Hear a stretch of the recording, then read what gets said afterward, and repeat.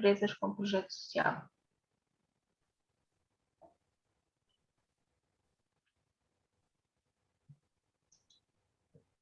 Eu vou começar por dar aqui umas notas iniciais. Ainda não me apresentei, eu sou a Cátia Moura e sou a pessoa responsável pela formação da Câmara de Comércio e, portanto, vou estar convosco neste webinar. E antes de passar a palavra aos nossos oradores, quero só deixar-vos aqui umas notas, que eu acho que já todos nós estamos habituados, mas não quero demais recordar. Portanto, têm o bate-papo, podem interagir com o Bernardo e com o Miguel. Depois, nos minutos finais deste webinar, podem usar o Q&A para colocar questões, que depois serão respondidas quer pelo Miguel, quer pelo Bernardo. Dar-vos também a nota de que o webinar está a ser gravado, como já repararam, e a partir de amanhã ele vai ficar disponível no nosso canal do YouTube e a apresentação do Miguel depois também poderá ser partilhada convosco. No webinar de hoje, nós vamos então ficar a perceber de que forma é que é possível conciliar a sustentabilidade ambiental e social com a sustentabilidade financeira. Por outro lado, como é que se consegue rentabilizar os investimentos efetuados em inovação direcionados para a sustentabilidade e de que forma é que os mesmos são elegíveis no âmbito do CIFID. E por isso temos cá o Bernardo Maciel da Unit Consulting e o Miguel Martins da Grosvenor, a quem agradeço uma vez mais por estarem connosco e cumprimento-vos outra vez. Miguel e Bernardo, dou-vos a palavra se quiserem cumprimentar a nossa audiência e depois o Miguel conduzirá a sessão. Bem, boa tarde da minha parte, muito obrigado pelo convite e obrigado a todos por se terem inscrito neste webinar. Acho que vai valer muito a pena, pelo menos abrimos aqui um conjunto de questões que preenchem as agendas dos empresários, das empresas e de todos os quadros diretivos. Penso que vai ser um ponto de partida muito interessante para alguns, para outros se calhar é reforço daquilo que já estão a pensar, já estão a desenhar e até a implementar. E agora, sendo cordial, mas sincero, com a experiência e o conhecimento que o Miguel vai trazer a esta sessão, de certeza que vamos sair aqui todos bem mais preparados para enfrentar este tema da sustentabilidade. Bernardo, Cátia, obrigado Cátia e Bernardo e para todos vós que estão nesta sessão, bem-vindos. Espero que vos seja útil. Mas pronto, muito obrigado à Câmara de Comércio pelo convite que nos fizeram e é sempre um prazer estar a fazer este tipo de apresentações tendo como parceiro o Bernardo. E com isto, então, se concordarem, eu passaria para a apresentação. Vou tentá-la fazer entre 15 e 20 minutos o mais rápido possível, para depois deixarmos espaço não só para o Bernardo, mas também é importante ter a vossa reação a este tema, é importante ter as vossas perguntas e queremos deixar espaço para isso. Então, por onde eu começaria, e vou começar aqui por partilhar o meu ecrã.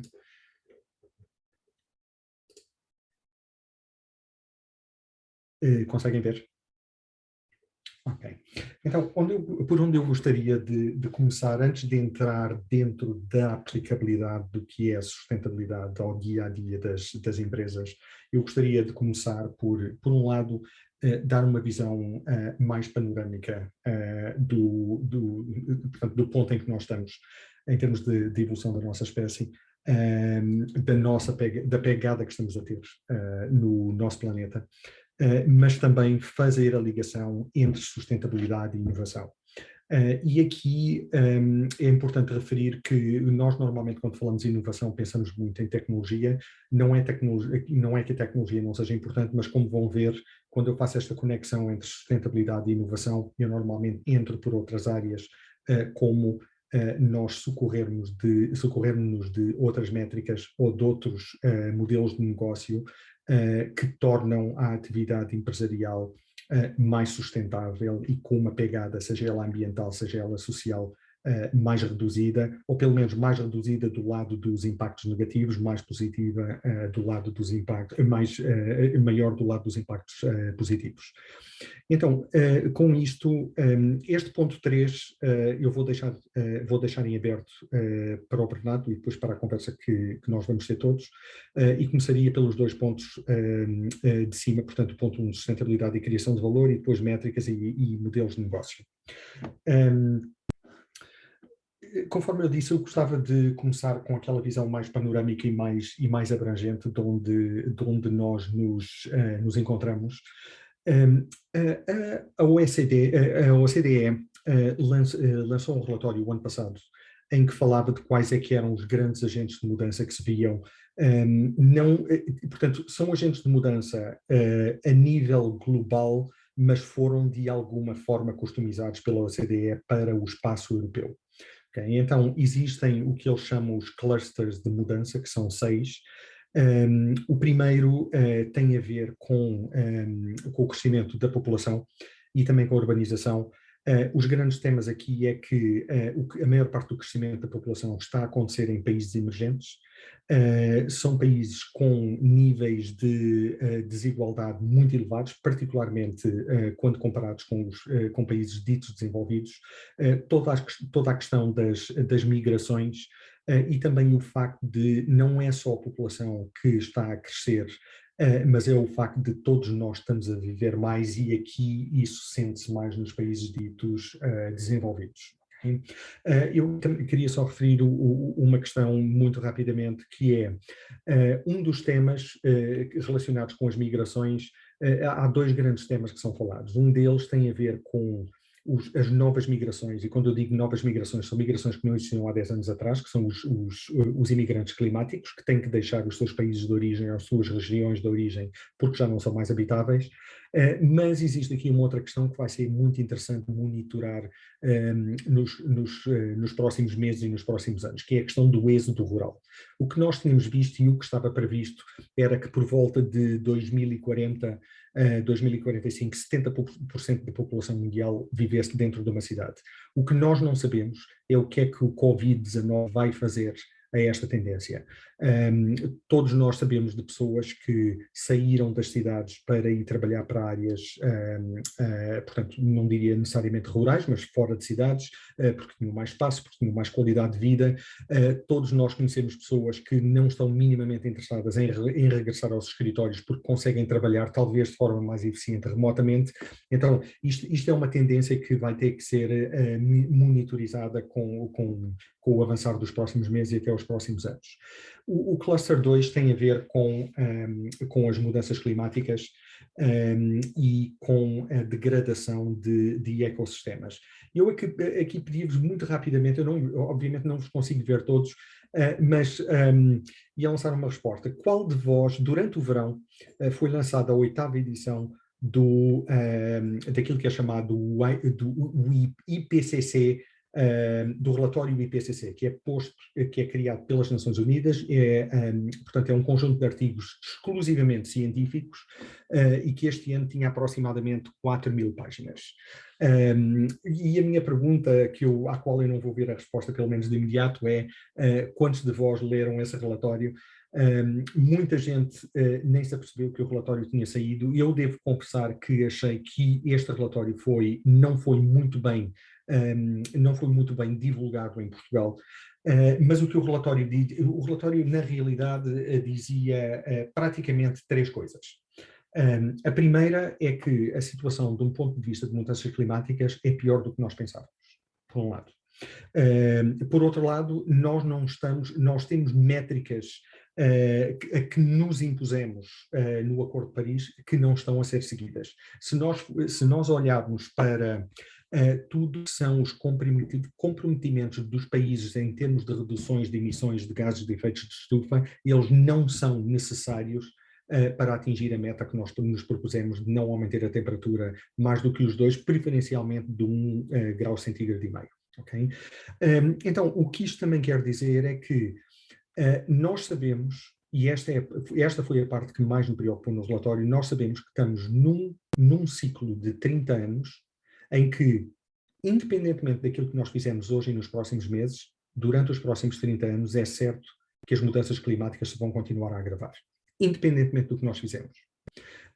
Então, a situação parece quase uma tempestade perfeita, mas existe uma nota positiva no relatório. E a nota positiva é que, se nós efetivamente conseguirmos pôr-nos como indivíduos, como organizações, como governos em ação, existe uma janela de oportunidade para se evitarem situações mais catastróficas. Mas é algo que nós não podemos perder mais um dia, e nós temos consecutivamente estado a perder dias. O Cluster 3 tem a ver com a escassez de recursos. Normalmente, quando nós falamos de recursos naturais, a maior parte das pessoas pensa em minerais. Aqui em Portugal fala-se logo da questão do lítio e de Portugal ser o sexto país mundial com mais reservas de lítio. Mas nós esquecemos muitas vezes que existem outros recursos que são muito importantes. Por exemplo, esquecemos muitas vezes de falar que o ar também é um recurso natural. A água, seja ela dos oceanos, seja ela água potável, é um recurso natural. O uso e a saúde dos solos também são recursos naturais. Então nós esquecemos muito disto e esquecemos que esta escassez de recursos pode vir, num futuro muito próximo, a gerar conflitos entre países devido à escassez destes mesmos recursos. O ponto 4 tem a ver com os avanços tecnológicos. É importante aqui referir que, pelo menos para mim, a tecnologia não é nem um problema nem é uma solução, é uma ferramenta, e quando nós utilizamos tecnologia para encontrar soluções, eu penso que essas soluções têm que ser soluções que permitam resolver problemas humanos de uma forma que seja focada no ser humano. Portanto, essas soluções também têm que ser soluções humanas. O ponto 5 tem a ver com todas as mudanças que nós estamos a sentir a nível mundial, quer seja de um ponto de vista económico, quer geopolítico. Não vou abranger muito sobre esta questão. E depois o ponto 6 tem a ver com valores, estilos de vida e governança. Em termos de governance, todos nós sabemos, e eventualmente mais à frente vamos falar de questões como o novo enquadramento regulatório que vai ter um impacto em todo o mundo empresarial a partir já de janeiro de 2022, apesar de no setor financeiro já começou a ter. Mas aqui também temos outras questões que têm a ver com acesso a serviços de saúde. Todos nós lemos as notícias sobre como os estoques de vacinas estão a ser distribuídos ou não distribuídos entre o mundo desenvolvido e os países emergentes.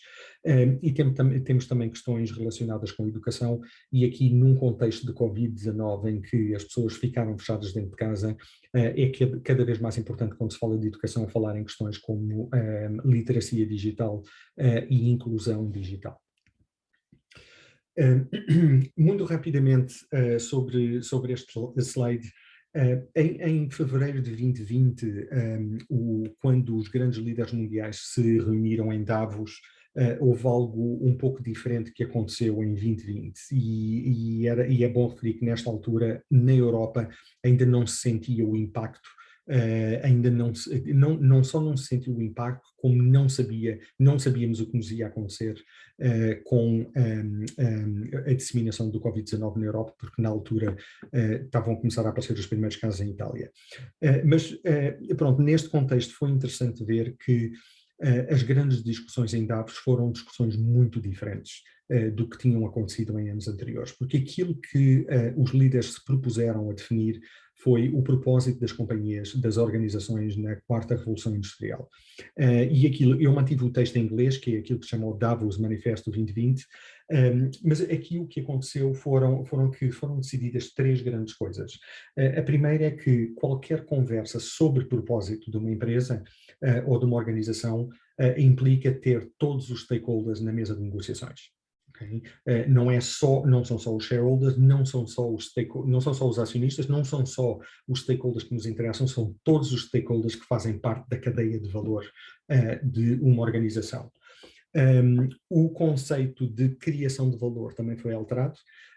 Passou a ser uma criação de valor que tem que ser sustentável e partilhada. E quando se fala nesta criação de valor partilhada, estamos a falar de prosperidade a longo prazo. Okay? Portanto, aquilo que é importante reter aqui é que quando nós falamos de criação de valor, nós automaticamente também estamos a falar de distribuição de valor. Okay? É impossível criar valor sem destruir algum. O que é importante é que a margem de criação seja obviamente muito superior e sejam tomadas medidas para haver uma rede de segurança, principalmente uma rede de segurança social na componente de distribuição de valor. Mas uma que não se fala aqui, isto tem muito a ver com as novas métricas que eu depois quero partilhar convosco, é toda a questão de não se fala de retenção de valor. E é muito importante falar de retenção de valor, ok? Porque quando nós falamos de distribuição de valor, nós estamos normalmente a falar de distribuição de valor económico ou financeiro, e quando falamos de retenção de valor, estamos a trazer outros tipos de capitais que normalmente não trazemos para a equação. Então, o que nós estamos a falar aqui é uma mudança de uma economia de mercado para uma economia social ou uma economia de sociedade.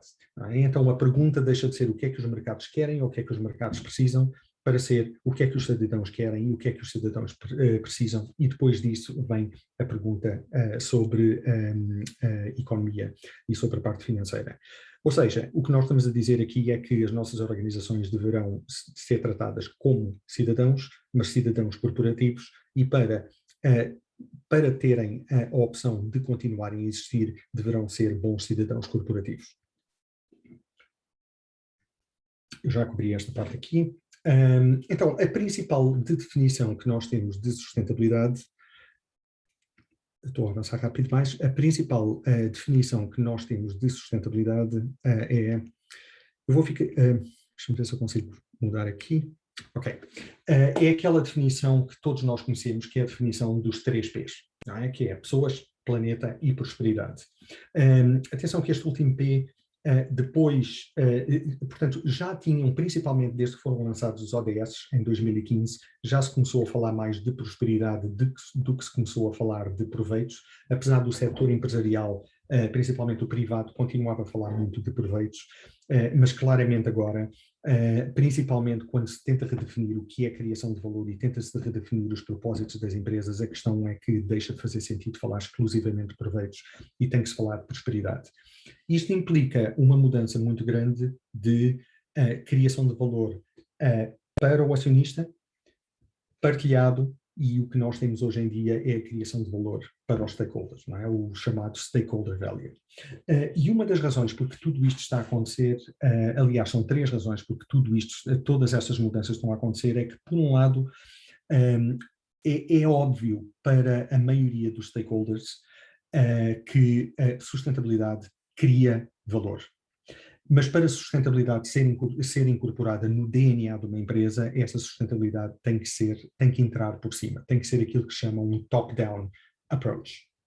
Por outro lado, os stakeholders estão a pôr uma pressão imensa, quer no setor produtivo, quer no setor de serviços, porque sabem que as empresas que têm uma estratégia de sustentabilidade são empresas que estão mais preparadas para o futuro. E tudo isto já é há 10 anos ou há 15 anos atrás, não era, mas tudo isto já é consubstanciado em data, e essa data já nos permite, esses dados que, quando convertidos para informação e eventualmente para conhecimento, já nos permitem estabelecer uma correlação bem clara entre estratégias de sustentabilidade e entre desempenho financeiro. Isso é óbvio.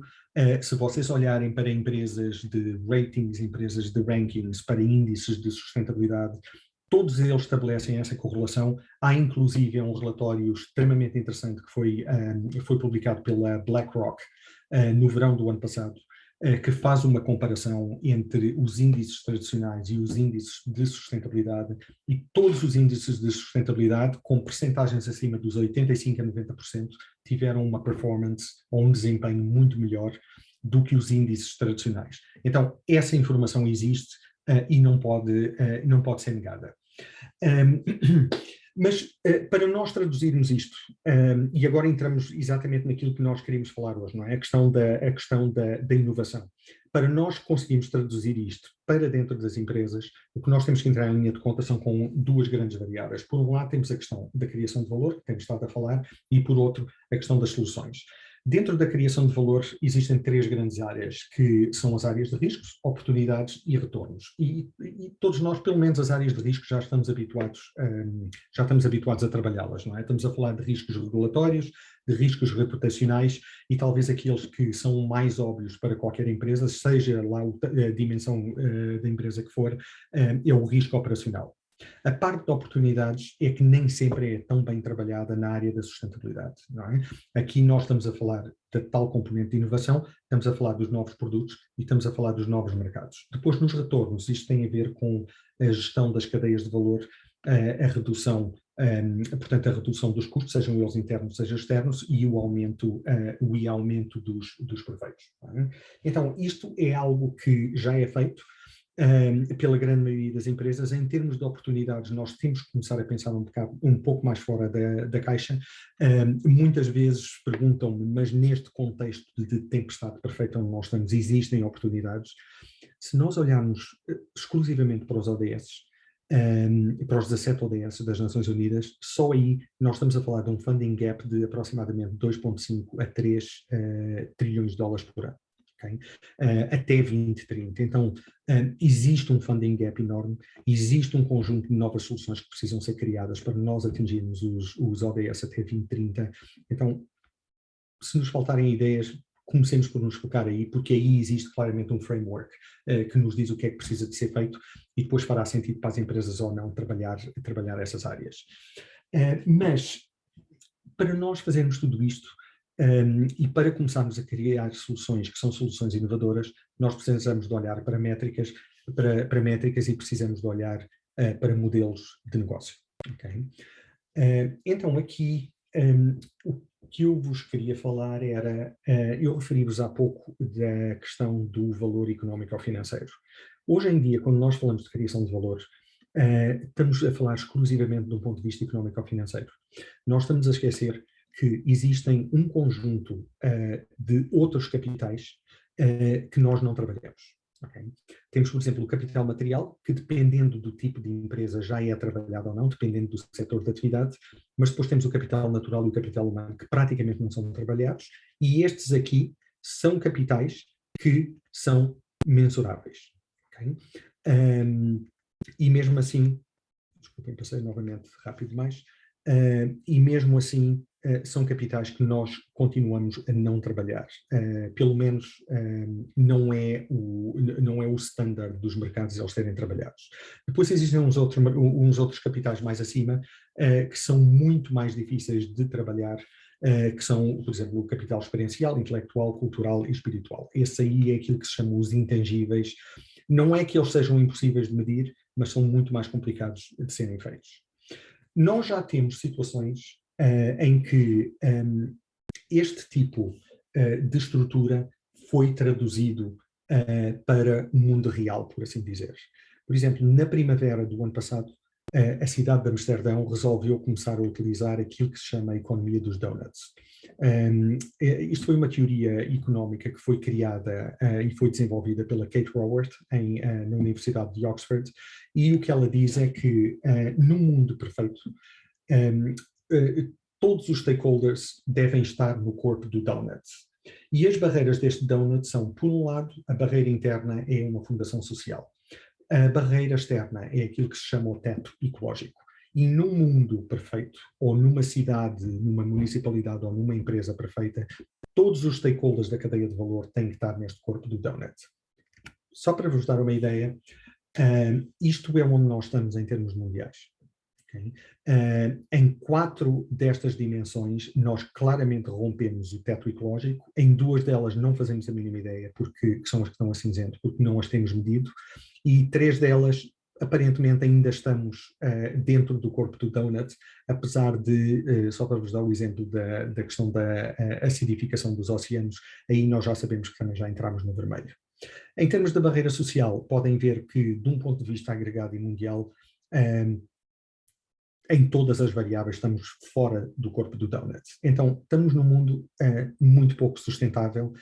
Como eu vos dizia há pouco, a cidade de Amsterdão, na primavera do ano passado, decidiu que a recuperação pós-Covid iria ser feita com base na economia do donut. Esse anúncio foi seguido pouco tempo depois pelo primeiro-ministro da Holanda a dizer que toda a recuperação do país iria ser feita com base na economia dos donuts. E ainda hoje de manhã, por acaso, eu estive com um ex-colega meu que é holandês e que tem vivido em Amsterdão durante os tempos da pandemia, e ele diz que efetivamente isso já se sente no dia a dia. Tem aspectos positivos, tem aspectos negativos, mas é algo que claramente já está a ser implementado. Então, e depois temos países como, por exemplo, a Nova Zelândia, como a Escócia, como a Islândia e a Finlândia, que estão também a traduzir este tipo de medidas de capital, não necessariamente com base na economia dos donuts, mas a tentar incorporar o capital humano e o capital natural na medição do desempenho das suas economias. Então, o que eles estão a fazer, na realidade, é ir além do PIB como a única medida, a única métrica para medição do desempenho de uma economia, e estão a optar por aquilo que se chama das economias de bem-estar, para tentar medir todos os impactos, sejam eles negativos, sejam positivos, dos 3 principais tipos de capital que existem. E aqui neste caso, e pode ser a vossa pergunta, é como é que nós traduzimos isto para o setor privado? E isto já foi feito antes, e foi inclusive um estudo no qual eu estive envolvido, em que nós tentámos medir, eu esqueço-me sempre desta palavra em português, que é os mangroves. E então nós tentámos medir qual é que era o valor portanto, destas florestas que nascem dentro d'água na Tailândia. E aquilo que nós nos apercebemos foi que o valor económico ou financeiro era um valor de $1000 por hectare. Okay? E isso tinha a ver, esse preço adivinha de sabermos exatamente quanto é que uma pessoa que corta uma árvore, quanto é que ganhava por ter cortado essa árvore e vender a madeira, depois todos os artesãos que estavam envolvidos pelo meio, quanto é que eles ganhavam por transformar essa árvore em materiais de construção ou transformá-la em mobiliário, e a conclusão que nós chegamos é que, efetivamente, olhando desde o início até ao fim da cadeia de valor deste tipo de florestas, nós estávamos a falar de $1000 por hectare. Depois nós trouxemos toda a questão do capital ambiental, do capital natural e do capital humano. Ou seja, nós começámos a perceber que tínhamos que medir também, se cortava uma árvore, tínhamos que medir a quantidade de carbono que deixava de ser sequestrado por essa árvore. Tínhamos que medir o impacto que isto tinha. Estamos a falar aqui de aldeias de pescadores que são aldeias costeiras, muitas delas aldeias que estão ao mesmo nível do mar. Tínhamos que medir também os impactos, neste caso negativos, que cortar estas árvores tinham em termos de inundações. Tivemos que medir também os impactos que isto tinha nas alterações dos ecossistemas, principalmente no caso dos peixes, que desapareciam destas áreas, porque deixava de ser o ecossistema deles, e que se mudavam para outras áreas que lhes eram mais favoráveis. E mudando-se os peixes, isto são aldeias pescatórias, então os pescadores que trabalhavam nestas aldeias iam-se embora, mudavam-se para as grandes cidades, e em vários casos em concreto, destes projetos que nós analisámos, nós apercebemos que, efetivamente, em muitos casos deles, as vilas estavam completamente abandonadas, muitas delas já não existiam, só se viam os resquícios disso. Quando nós fomos medir todo este impacto, nós chegamos ao valor de $23.000 por hectare. Com um pequeno pormenor aqui que não está identificado no slide. Do lado esquerdo nós temos $1000 positivos, não é? É um proveito que se tem. Do lado direito, onde nós temos o valor do capital natural e do capital humano, o que nós nos apercebemos é que este valor é um valor negativo. Todos estes impactos são impactos negativos. Ou seja, nós temos um diferencial que não é medido de $24.000. Então, em termos de inovação, aquilo que é importante nós começarmos a fazer, e eu aqui vou passar ao Bernardo, mas aquilo que é importante nós começarmos a fazer é começar a medir este tipo de impactos. Porque muitas vezes me é perguntado, mas um dos grandes problemas que os produtos sustentáveis têm é que os produtos sustentáveis são mais caros do que os produtos tradicionais. E isso é verdade. Mas a razão por que isso é verdade é porque um produto sustentável tem um preço certo. Um produto não sustentável, na realidade, não tem o preço que deveria ter. porque para ter o preço que deveria ter, iria ser mais caro do que um produto sustentável, porque iria ter que entrar em linha de conta com estes impactos negativos que iam claramente aumentar o preço. Okay? Então aqui eu vou deixar de partilhar o meu ecrã. Bernardo, passaria então para ti. Obrigado, Miguel. Passaria então para ti agora. E peço desculpa, eu acho que tomei um pouco mais de tempo do que aquilo que nós tínhamos inicialmente combinado. Não tem mal nenhum. Muito obrigado, Miguel. Acho que foi uma ótima forma de enquadrar o tema e dar-lhe aqui, sobretudo, o conjunto de perspectivas e de prismas que obriga a considerar. Nós, de facto, se olharmos para aquilo que tem sido já nas últimas décadas, até do movimento ambientalista, que vai repreendendo aqui a forma insustentável com que temos gerido recursos, podemos recuar algumas décadas e se calhar ver desde as primeiras iniciativas de comércio justo, da Greenpeace, depois, mais tarde nas empresas já o tema da responsabilidade social começar a ter aqui algumas evidências, e depois do ponto de vista regulatório, desde Kyoto até a Conferência do Rio, depois de Paris, e portanto já tem vindo a ser um tema tratado com alguma persistência e que urge mudar aqui do ponto de vista da organização e do contexto socioeconómico muitas das premissas. Eu ia-te fazer duas questões encostadas na mesma, e também se calhar dando aqui também um conjunto daquilo que possa ser a aplicação em Portugal, ou seja, nós já temos, apesar de tudo, alguns exemplos interessantes nesta área da sustentabilidade, com empresas de referência. Estou-me a recordar do caso da Delta, na área do FIB, já com produtos, com portfólio, com uma preocupação altamente sustentável e na lógica da economia circular. A própria Casais, uma empresa da área da construção, que normalmente é um setor complexo, mas que desde a construção sustentável até a lógica térmica, da energia, etc., tem tido essas preocupações e é referência nacional seguramente. E, portanto, estes temas da sustentabilidade, quando começam a descer, e perdoa-me esta visão piramidal, ao nível das empresas, traz aqui um conjunto de desafios ao nível do governance, ao nível dos modelos de negócio, o tema da economia circular e ao tema e a área da inovação e da tecnologia. Eu aqui perguntava-te quais são aqui, qual deve ser o ponto de partida para as empresas portuguesas começarem a olhar para o tema da sustentabilidade e qual parece ser o ponto crítico de mudança de chip que tem que haver nas organizações, recordando também que estamos a falar sobretudo muitas vezes de PMEs, de pequenas e médias empresas, que não têm este contexto global e de recursos que possa fazer sentido.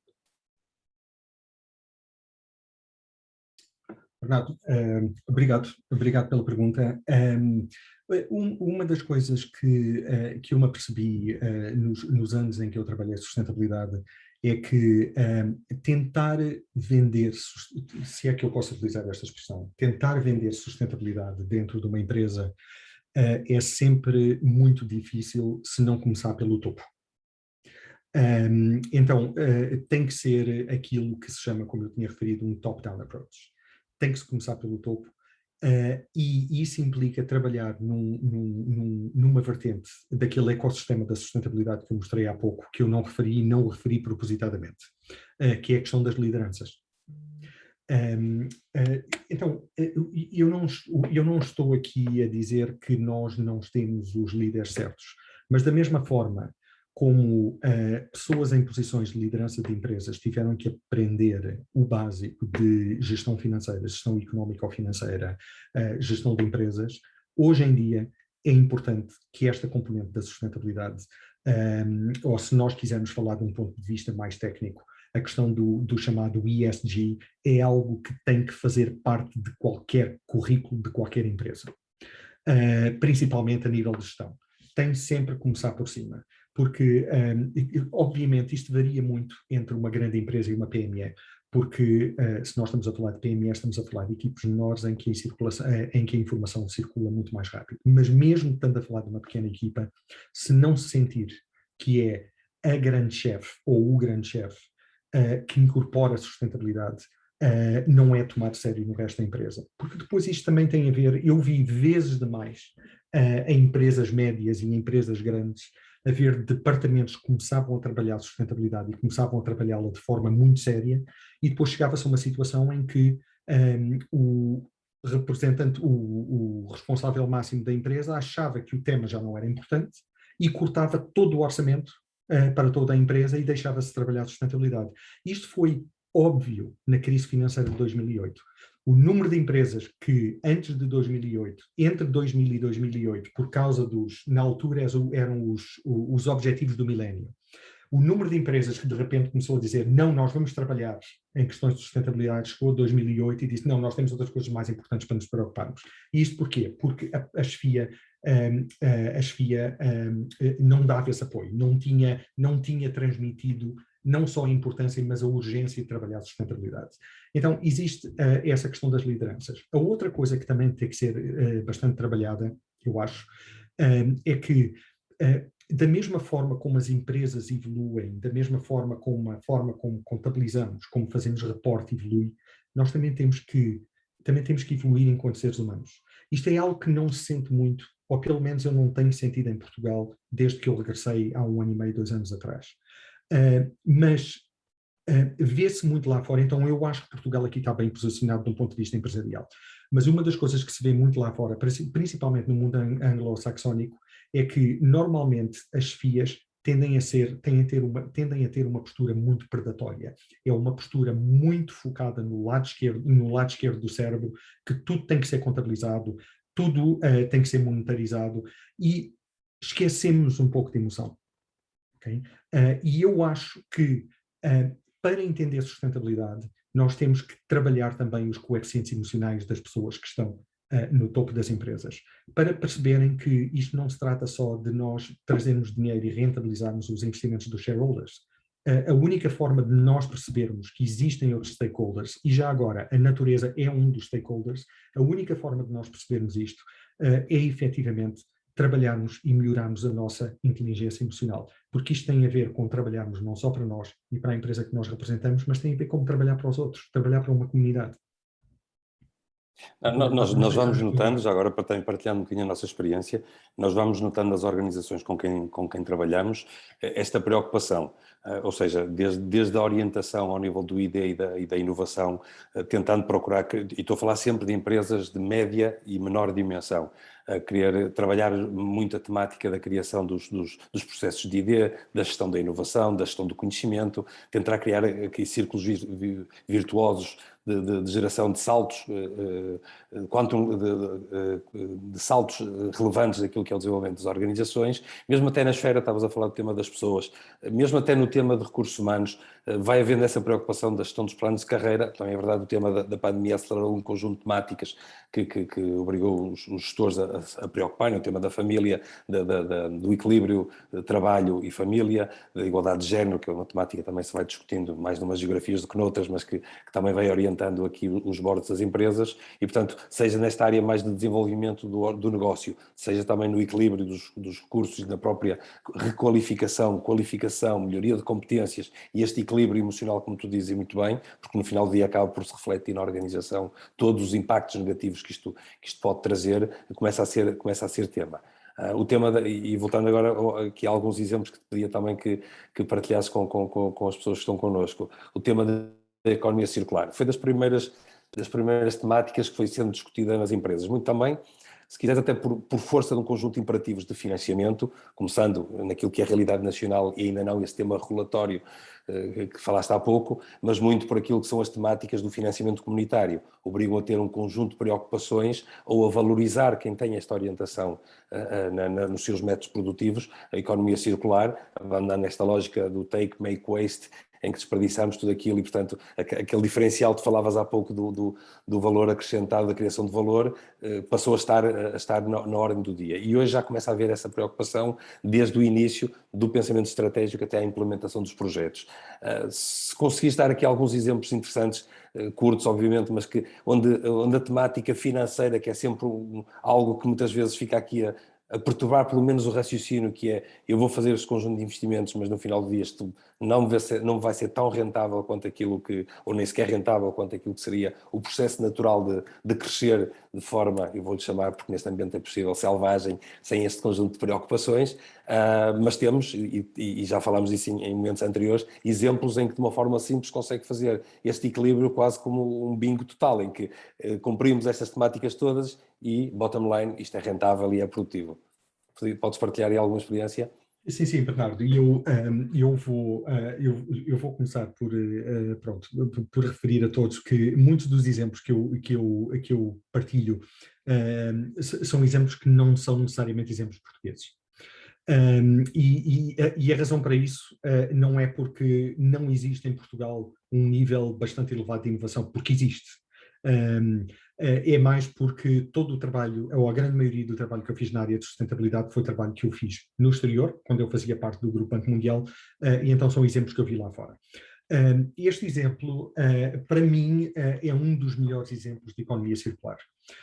Isto foi um projeto que foi feito com uma empresa que tinha aviários e, Bernardo, ajuda-me, como é que, no caso de porcos, qual é que é a palavra em português? Da pecuária?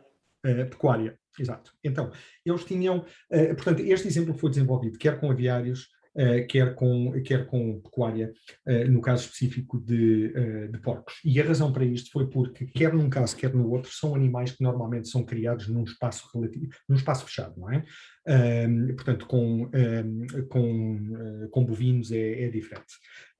Então, estes aviários e estas quintas de suínos, o que a empresa fazia era, ela tinha o seu balanço, sabia gerir exatamente o seu balanço, até que o banco com quem eles trabalhavam começou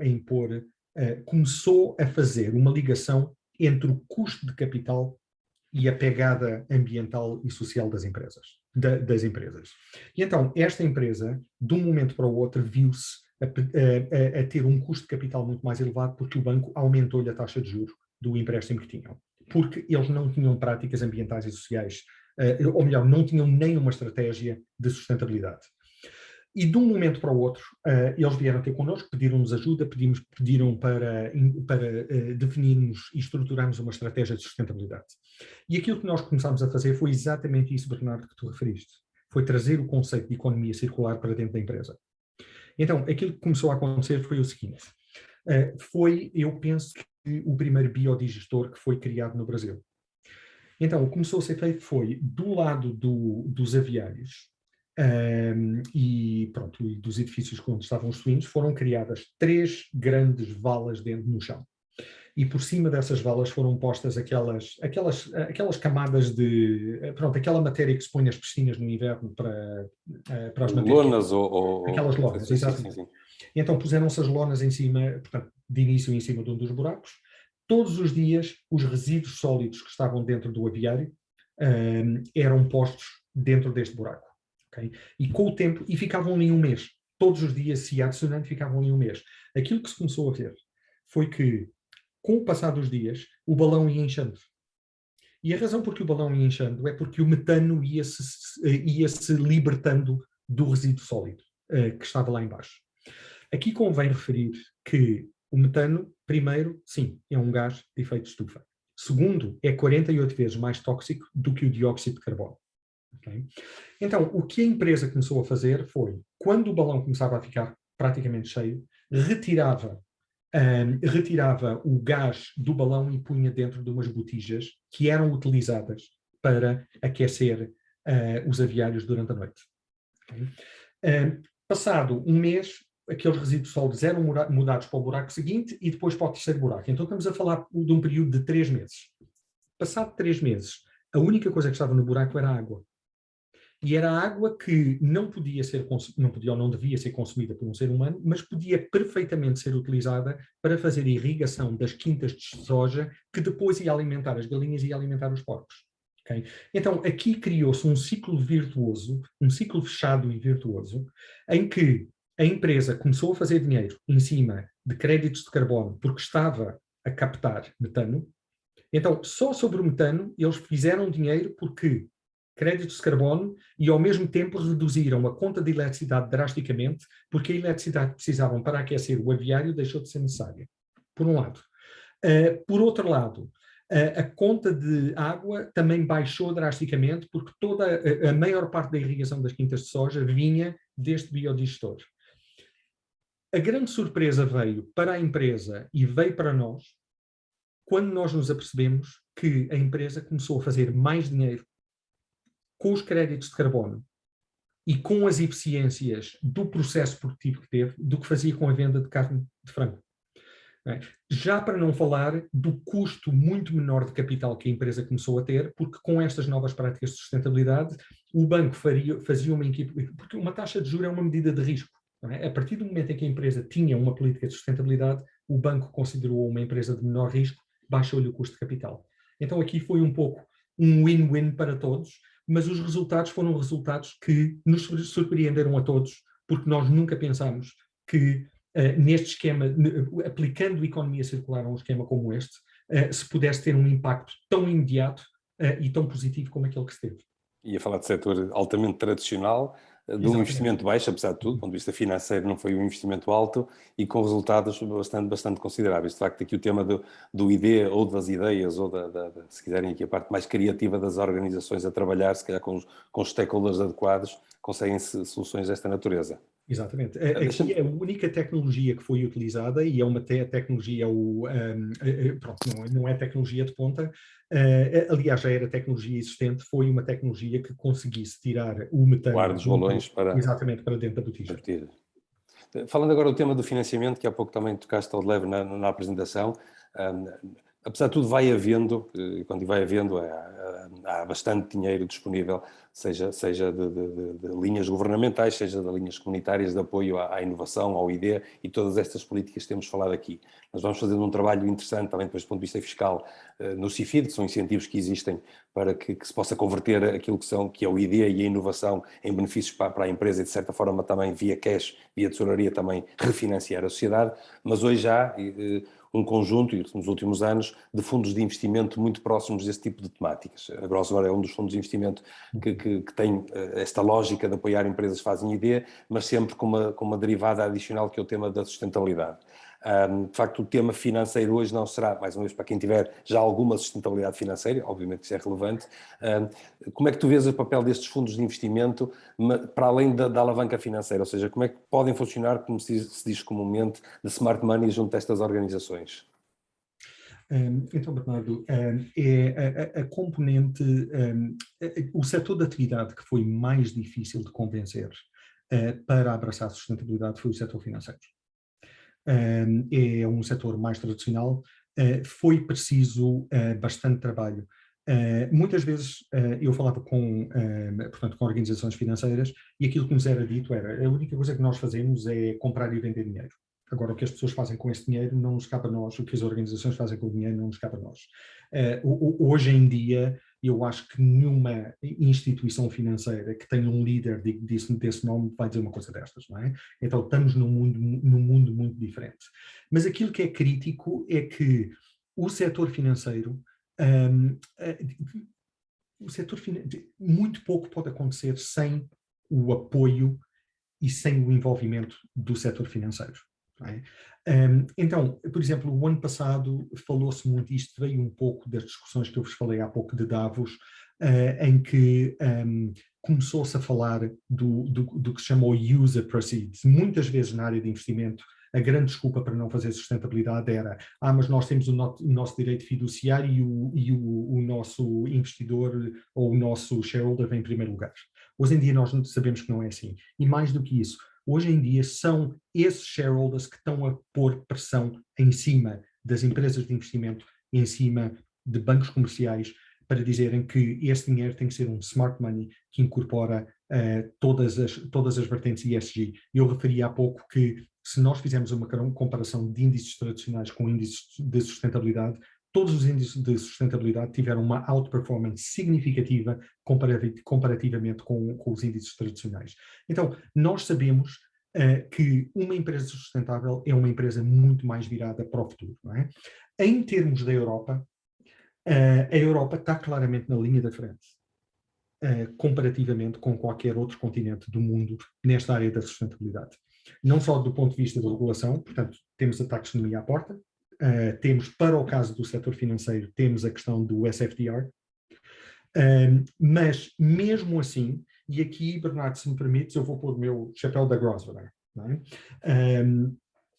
Isto foi uma conversa que nós, desde o dia 1, sempre tivemos. Quando nós começamos a montar o Sustainable Innovation Fund, que foi o nosso primeiro fundo, agora temos um segundo que é um fundo de impacto, mas quando nós começámos a montar o primeiro fundo, Nunca entre nós existiu a dúvida se isto ia ser um fundo que se ia regrar pelas melhores práticas de ESG ou não. Okay? Desde o início que nós sabíamos que era. Okay? E ainda hoje nós temos essa postura. Por exemplo, se nós contactarmos um potencial investee que não se demonstra interessado na componente de sustentabilidade, é automático, pode ser a operação mais rentável que nós tenhamos, mas é um investimento no qual nós não vamos apostar.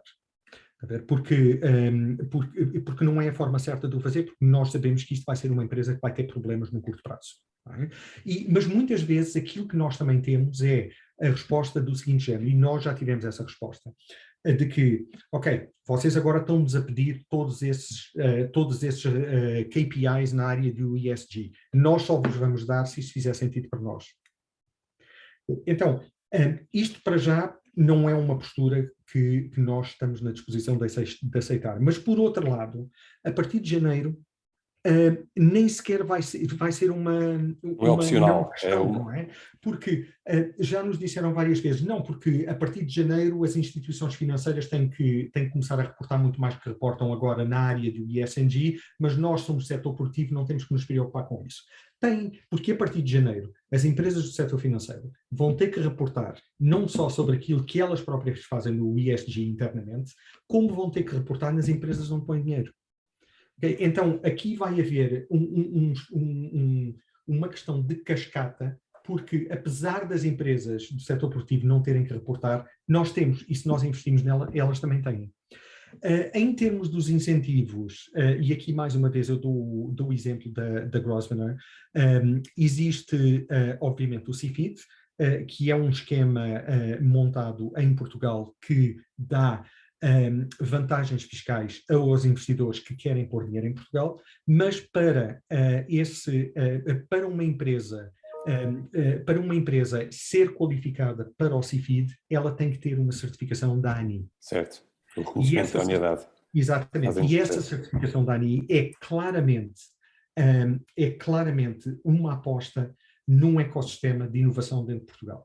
Porque, e nós tivemos esta conversa com a ANI, porque para nós era uma zona cinzenta. A área de ID tem que estar em Portugal ou não. Não é? Então, de um ponto de vista da ANI, a ANI certifica a inovação, independentemente de onde ela estiver. Mas em termos de CFID, o centro tem que estar em Portugal. E isto é claramente uma aposta na inovação em Portugal. E aquilo que nós temos visto na área de inovação para muitas destas empresas que estão a começar agora a lançar novos projetos inovadores, para muitas delas já não é preciso falar da questão da sustentabilidade. Okay? Elas podem não saber como implementar a sustentabilidade e integrá-la no DNA, mas sabem à partida que é importante fazê-lo. E isto para nós tem sido muito positivo de ver. Porque uma das coisas que nós, na Grosvenor, que gostamos de fazer é, se a empresa nos disser, ou o investir nos disser à partida, não, nós não queremos investir em sustentabilidade, então isto claramente é um no-go para nós. Agora, se a empresa nos disser, nós queremos investir na sustentabilidade, mas não sabemos como, é por isso que a Grosvenor está aqui.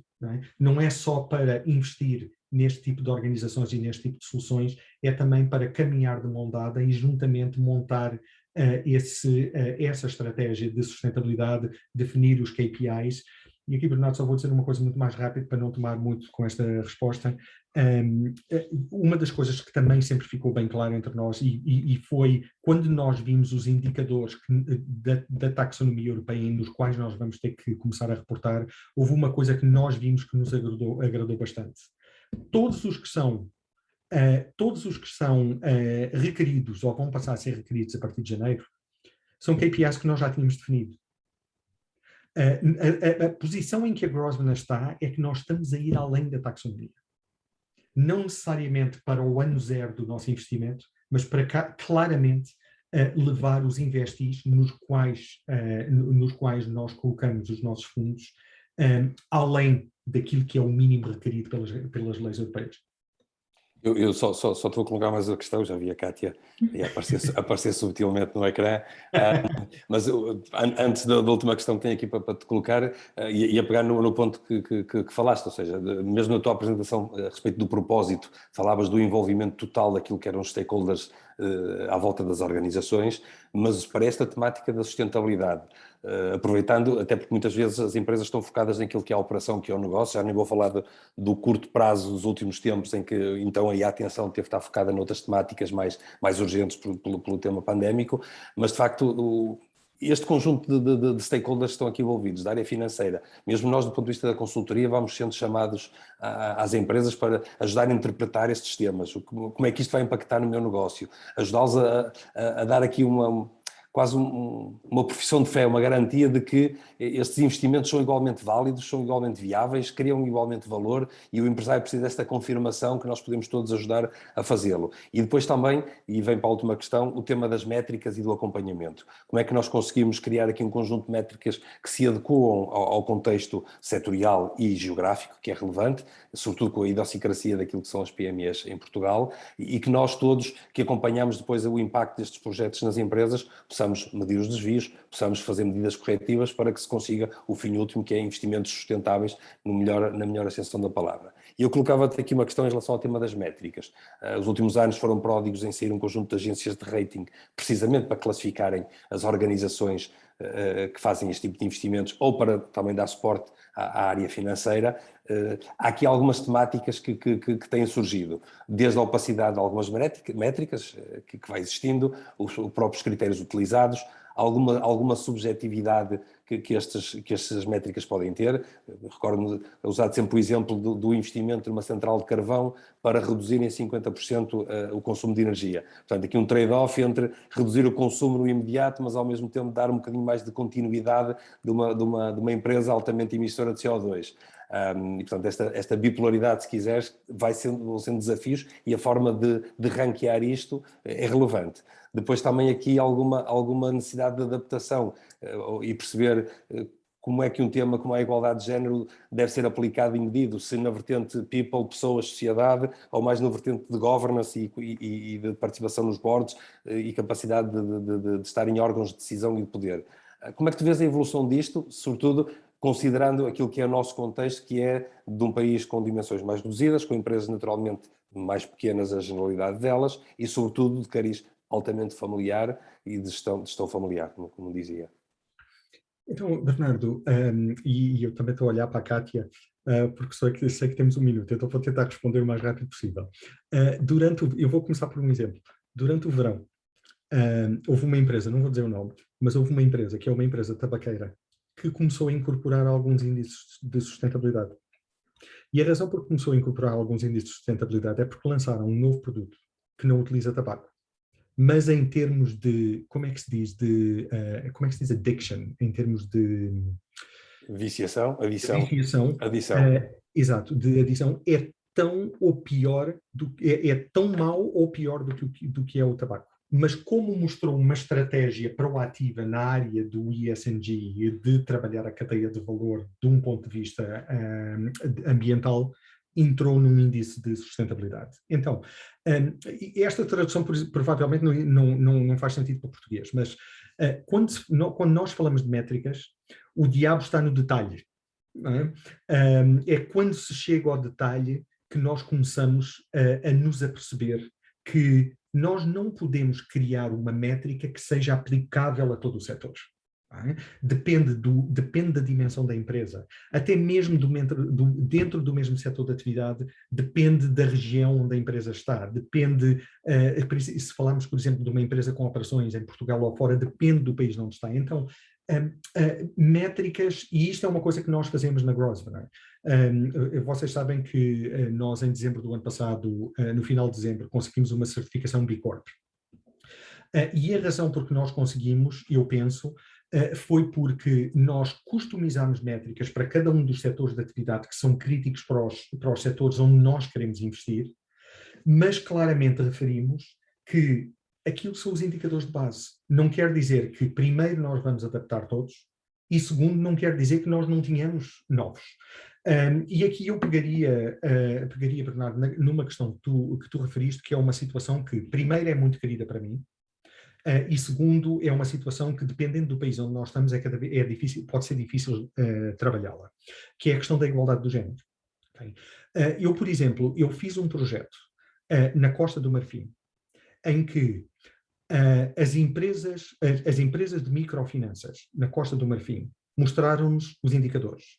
Em termos de crédito mal parado, 95% das mulheres pagavam os empréstimos no dia e na hora certa. Só 45% dos homens é que o faziam. Mas isto criou um problema enorme para as empresas de microfinanças, porque quando elas começaram a operar no país, as mulheres não podiam pura e simplesmente ter uma conta bancária. Okay? Então, obviamente, se nós estivermos a falar do contexto de género em Portugal, estamos a falar de um contexto completamente diferente. Não é? Então, no caso da Costa do Marfim, nós trabalhámos este programa como um programa em que género estava na vertente social. Porque o que nós estávamos a falar aqui eram de políticas que excluíam uma componente fulcral da população. Estávamos a falar de inclusão, estávamos a falar de diversidade. Mas também fizemos o mesmo tipo de trabalho, e vou referir novamente o Brasil. No Brasil, no setor financeiro do Brasil, dentro da área exata que tu perguntaste, Bernardo, que é a área das PMEs. Aliás, aquilo que nós fizemos, o trabalho que foi feito no Brasil e o projeto que foi desenvolvido no Brasil foi para empresas familiares.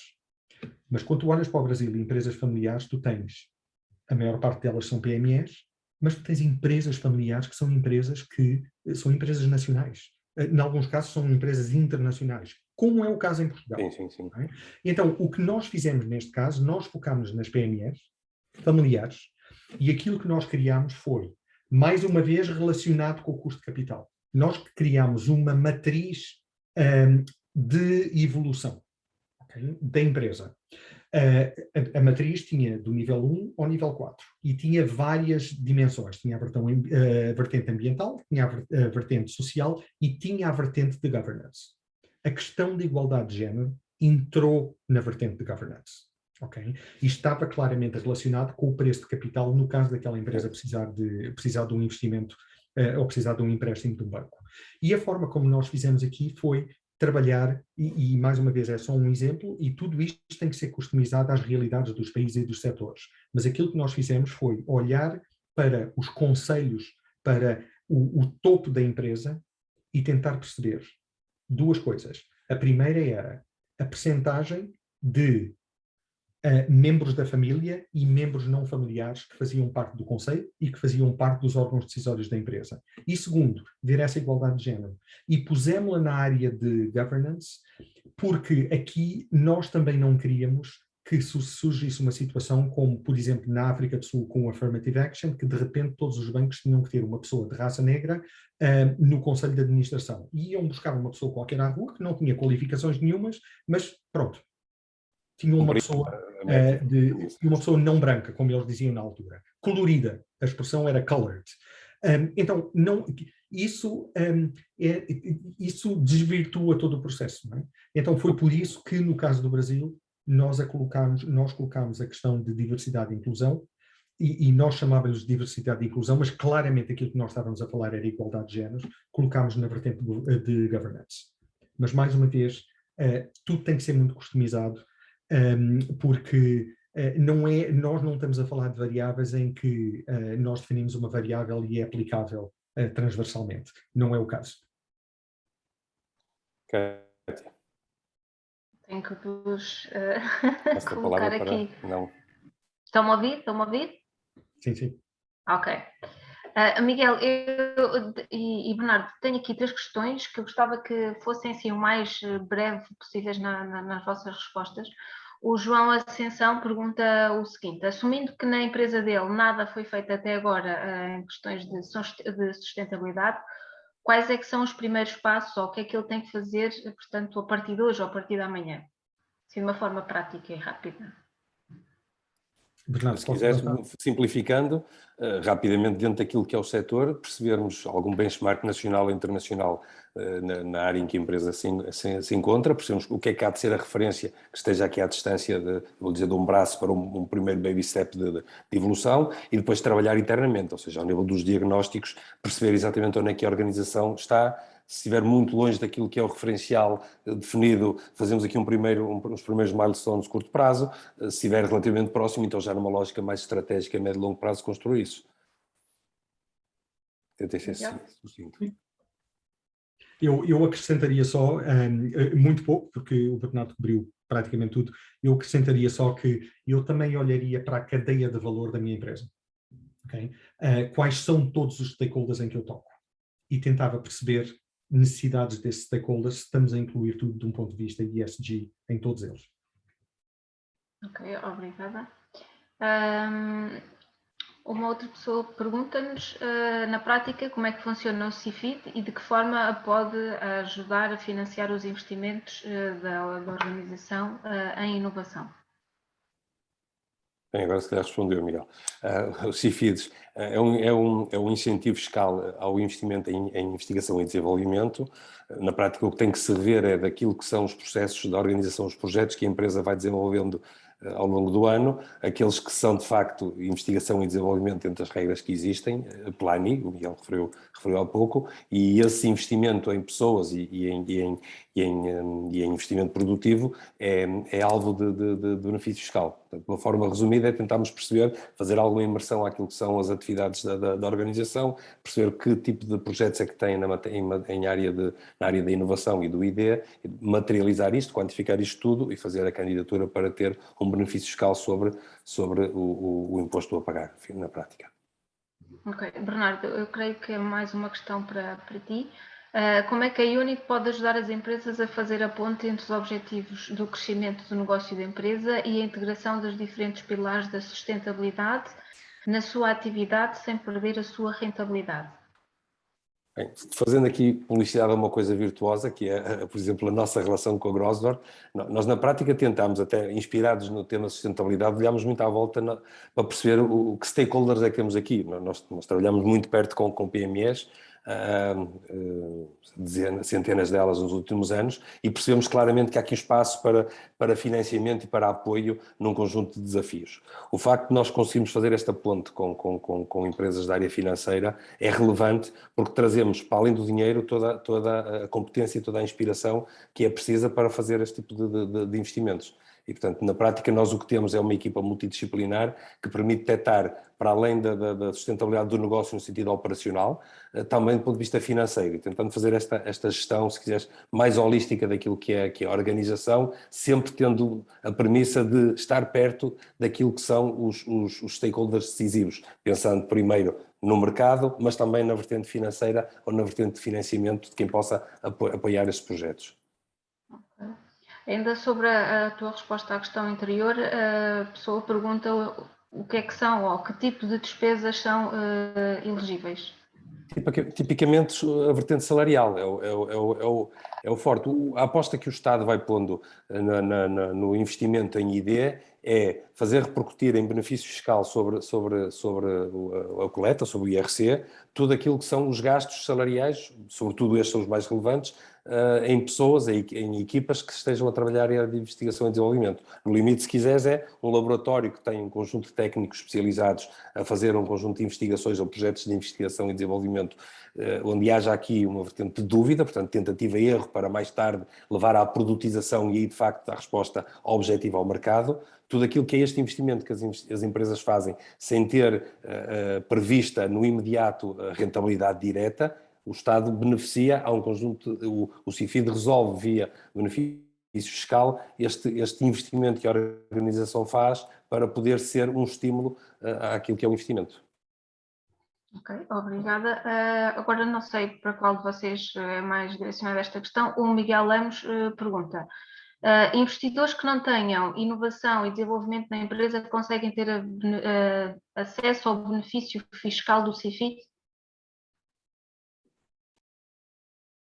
Miguel, não sei se queres responder, se não também posso conferir. Podes avançar, Bernardo, tu tens mais conhecimento. Avança. Percebi a questão.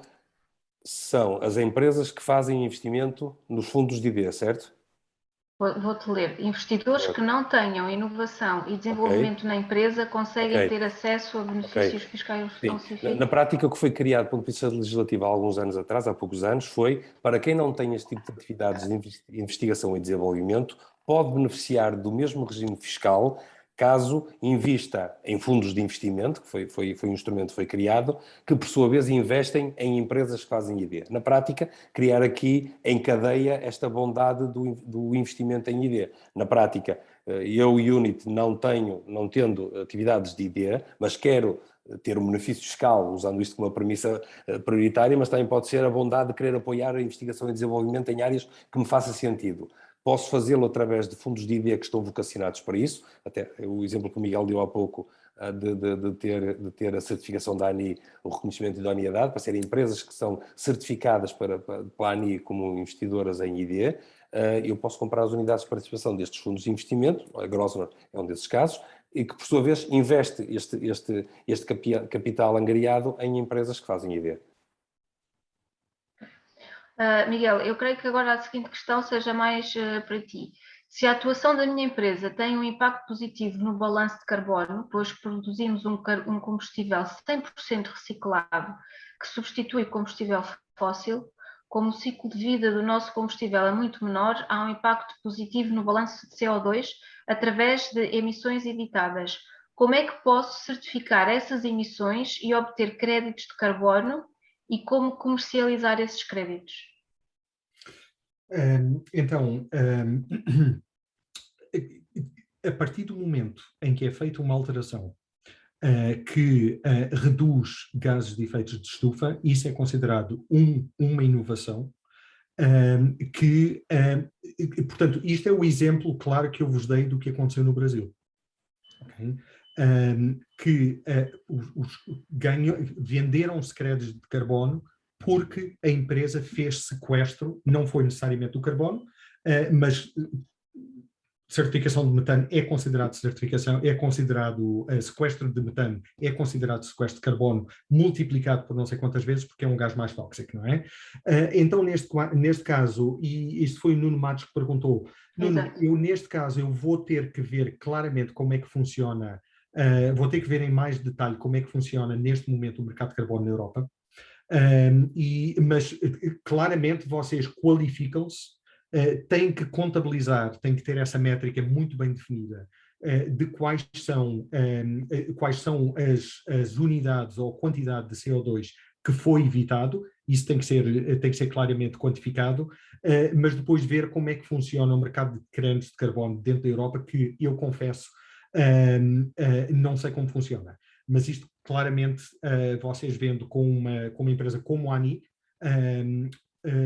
ou com não sei, alguma entidade em Portugal que trabalhe créditos de carbono, isso pode ser visto. Eu, pessoalmente, Nuno, através da Kátia, eu posso verificar isto e depois dar-lhe uma resposta mais concreta. Mas claramente qualifica. Aqui a questão não é se vocês qualificam por reduzir a pegada carbónica. Aqui a questão é que como é que vocês podem quantificar isto em termos de crédito de carbono e transformar isto num proveito para a vossa empresa. Obrigada, Miguel. A Catarina Nogueira coloca-vos a seguinte questão. Ela é fundadora de um marketplace de moda sustentável e, da vossa experiência, em que patamar de sustentabilidade consideram que o consumidor português se encontra? Miguel, quer responder? Eu vou começar por, não necessariamente pela pergunta que foi feita. Esse setor de atividade é o setor com a maior pegada ambiental do mundo, não é? E muitas das razões porque têm a ver com as próprias empresas de moda que nos impõem coleções atrás de coleções e que criam uma necessidade que não é uma necessidade real. Ok? Eu, não querendo ser injusto para ninguém, eu penso que Portugal está claramente abaixo da curva comparado com outros países europeus e claramente com o mercado da América do Norte, está claramente abaixo da curva. Mas quando eu referi que não queria ser de nenhuma forma injusto, é que eu também acho que Portugal está abaixo da curva por causa do poder de compra da população portuguesa. Okay? Se nós entrarmos em conta com todas estas variáveis, eu diria que ainda existe muito trabalho a ser feito, quer em Portugal, quer em qualquer país do mundo, principalmente países desenvolvidos, na área da moda.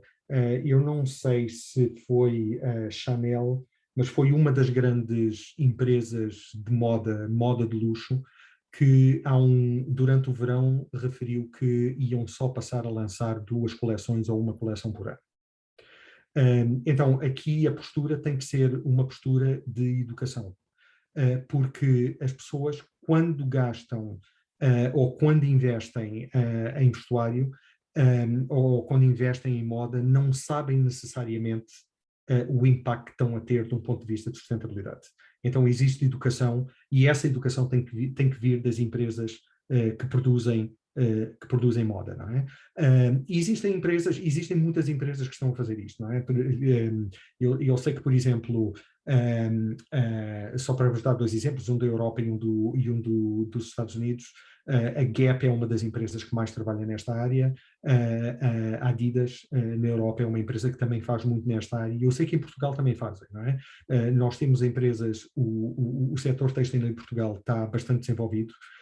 Nós há 2 ou 3 semanas atrás tivemos uma empresa a falar como reduziu a pegada ambiental em termos como é que se chama, das tintas usadas, porque passaram a utilizar tintas naturais.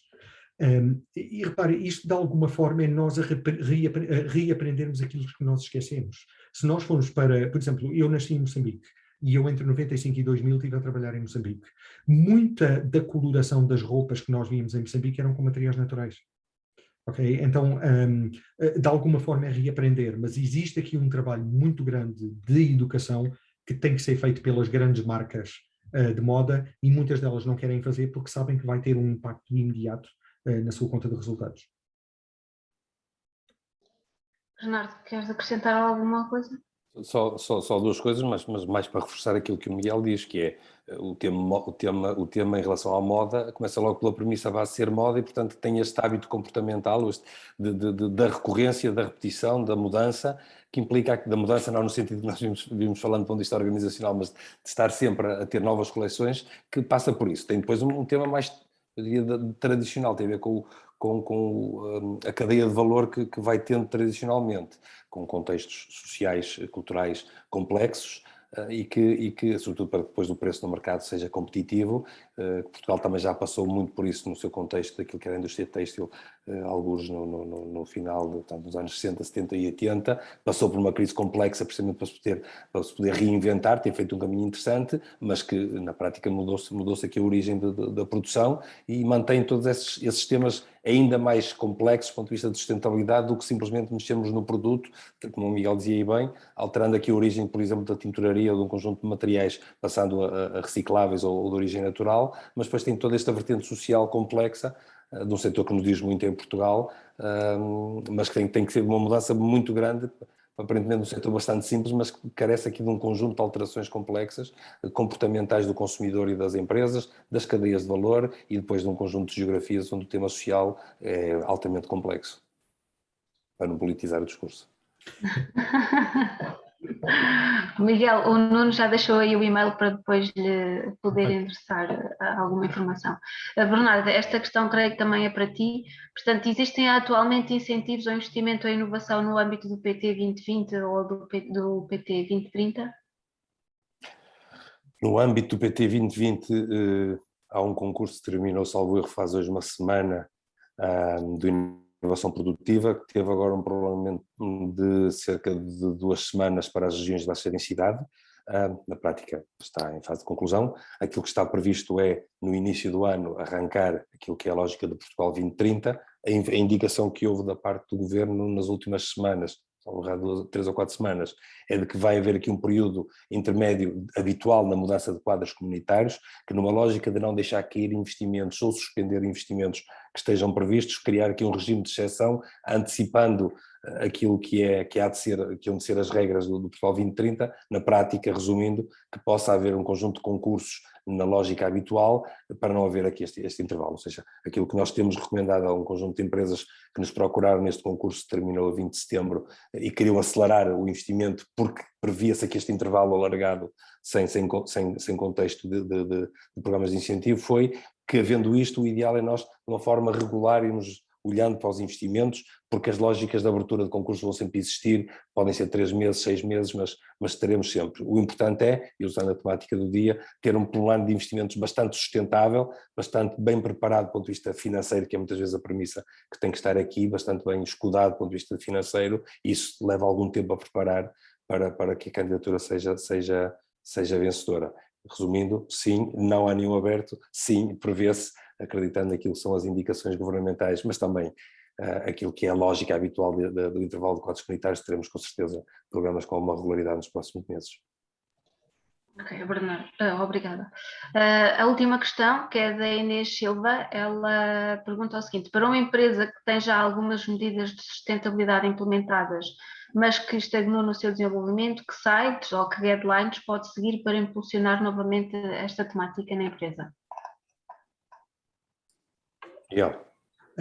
Eu referia, é um pouco a mesma pergunta que o Bernardo já tinha respondido há pouco,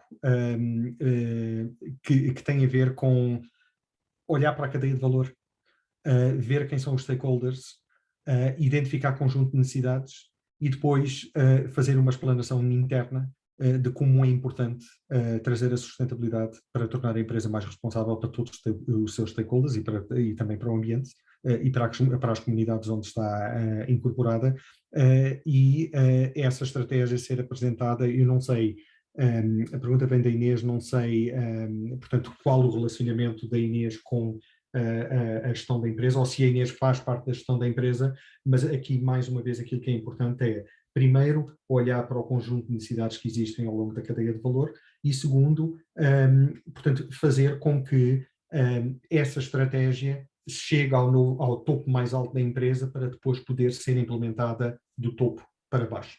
Não querendo ser demasiado académico, mas ainda que hoje com o contexto de sustentabilidade, eu diria que o processo deve ser sempre o mesmo, olhar para o mercado nesta lógica abrangente, cadeia de valor, perceber o que é que pode ser negócio, olhar para dentro, perceber o contexto em que estamos, olhar para as nossas vantagens competitivas, olhar para as nossas capacidades e competências internas e implementar as medidas que façam sentido para chegarmos aí. Acho que este processo de reflexão é muito relevante, não só em momentos de investimento, é muito relevante que as organizações façam, e aproveitando a sugestão de Miguel ou a indicação do Miguel com toda a autoridade, que é quanto mais abrangente for esta discussão com stakeholders, sei que nem sempre é fácil fazê-lo nem em organizações de uma dimensão média menor, mas que é relevante fazer-se, pelo menos na cadeia de valor direta, ter esta percepção daquilo que são as oportunidades do mercado, vir dentro, ou seja, para a organização, ver capacidades e implementar então as medidas que façam redespertar, pelo que eu percebi estando um bocadinho parada, redespertar a organização para um novo ciclo de investimento ou de crescimento. Obrigada, Miguel e Bernardo. Eu acho que assim, ainda teríamos aqui mais temas para mais uma hora, pelo menos, mas temos que encerrar o webinar. A quem nos está a ouvir, se tiverem questões ou se quiserem os contactos do Miguel e do Bernardo, podem entrar em contacto connosco, depois nós fazemos seguir e direcionamos o contacto. E, portanto, agradeço a todos a vossa presença e obrigada uma vez mais, Miguel e Bernardo, e fiquem bem. E uma boa semana. Obrigado, Cátia. Obrigado, Bernardo. Nós falamos muito pouco no ecossistema da sustentabilidade. A área de consultoria é extremamente importante e nós na Grosvenor não faríamos o trabalho que fazemos se não tivéssemos o apoio de pessoas como o Bernardo. Portanto, Bernardo, tu falaste há pouco no ciclo virtuoso, é extremamente importante e nós temos a sorte de poder trabalhar contigo. Muito obrigado por todo o apoio sempre. E Cátia, obrigado. Obrigada aos dois. Obrigada, fiquem bem. Boa tarde.